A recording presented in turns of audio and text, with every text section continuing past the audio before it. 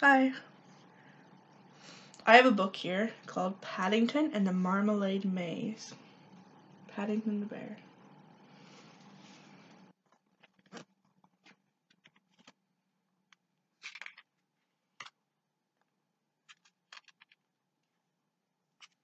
So the first picture is actually just the cover. It's just it says the title of the book.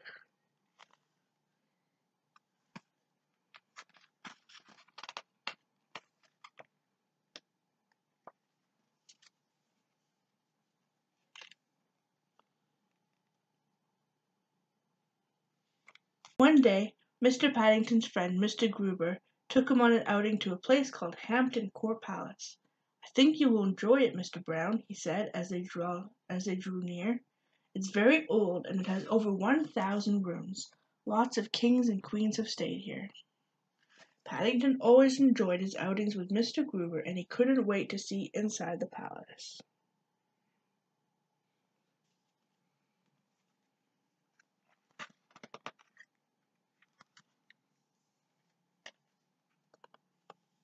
Look how pretty that is. As they made their way through an arch, Mr. Gruber pointed to a large clock.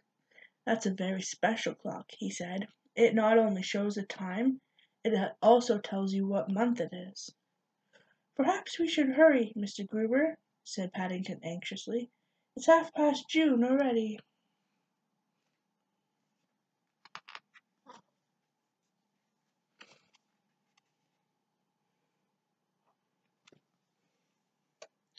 They hadn't been inside the palace very long before they came across a room which had the biggest bed Paddington had ever seen. "Queen Anne used to sleep in it," said Mr. Gruber. "I expect they put the rope around it to stop her falling out when she had visitors," said Paddington, looking at all the people. "This is known as the Haunted Gallery," said Mr. Gruber. "They do say that when Catherine Howard's ghost passes by you, you can feel a cold draught."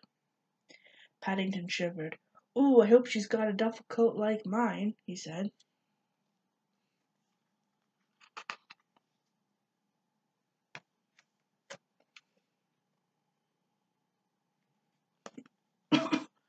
Mr. Gruber took Paddington to see the kitchen next. "In the old days they used wood fires," he explained. "That's why there was such a high ceiling. There was a lot of smoke."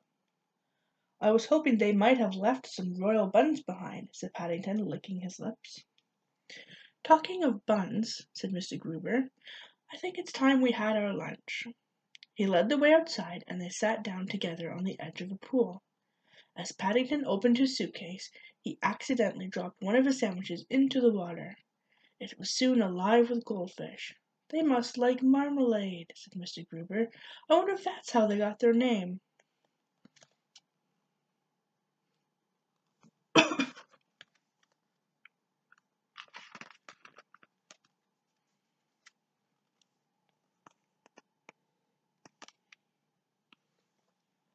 When they had finished their sandwiches, Mr. Gruber took Paddington to see the grapevine. "It's very famous," he said. "Every year they pick over 500 bunches of grapes. Imagine that, Mr. Brown." "I'm trying to, Mr. Gruber," said Paddington. "I think I might plant a grape pit when I get back home." Mr. Gruber chuckled. "I'm afraid you will have a very long wait, Mr. Brown," he said.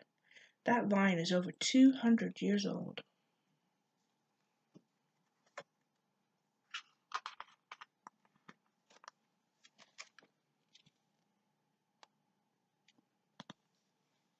"Now," said Mr. Gruber, "before we leave we must visit the famous maze. Sometimes it takes people hours to find their way out." "I hope that doesn't happen to us," said Paddington. "My paws are getting very tired." "Perhaps it's time I took you home," said Mr. Gruber. Much to his surprise, the words were no sooner out of his mouth than everyone around them began to talk. "Hey, that sounds like a great idea," said a man in a striped shirt. "Please to wait while I buy a new film for my camera," said a Japanese woman.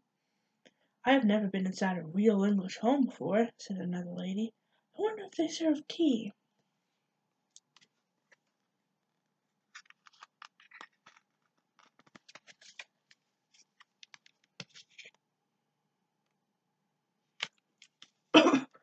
"Oh, dear," whispered Mr. Gruber. "They must think I'm one of the guides. What shall we do?" "Mrs. Bird won't be very happy if they all follow us home," exclaimed Paddington. "She only has one small teapot." Then he had an idea. "Follow me," he called. "I think perhaps we ought to go into the maze after all." "Are you sure we're doing the right thing?" gasped Mr. Gruber as he hurried on behind.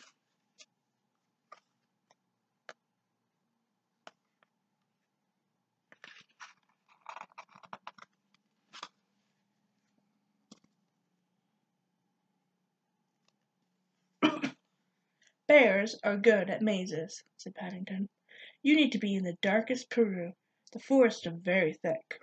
And sure enough, before Mr. Gruber had time to say any more, Paddington led the way out, leaving everyone else inside. "How did you ever manage to do that, Mr. Brown?" gasped Mr. Gruber. "Quickest visit I've ever seen," agreed the man in the ticket office.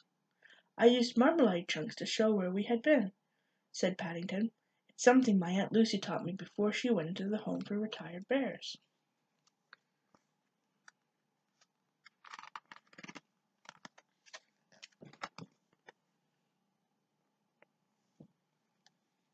"But I thought you had eaten all of your sandwiches," said Mr. Gruber. "I always keep a spare one under my hat in case of an emergency," said Paddington. "That's something else Aunt Lucy taught me. She'll be very pleased when she hears." And he stopped at a kiosk to buy a picture postcard so that he could write and tell her all about his day out.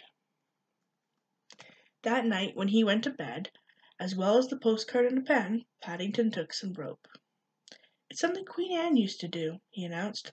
"I've a lot to tell Aunt Lucy, and I don't want to fall out of bed before I've finished."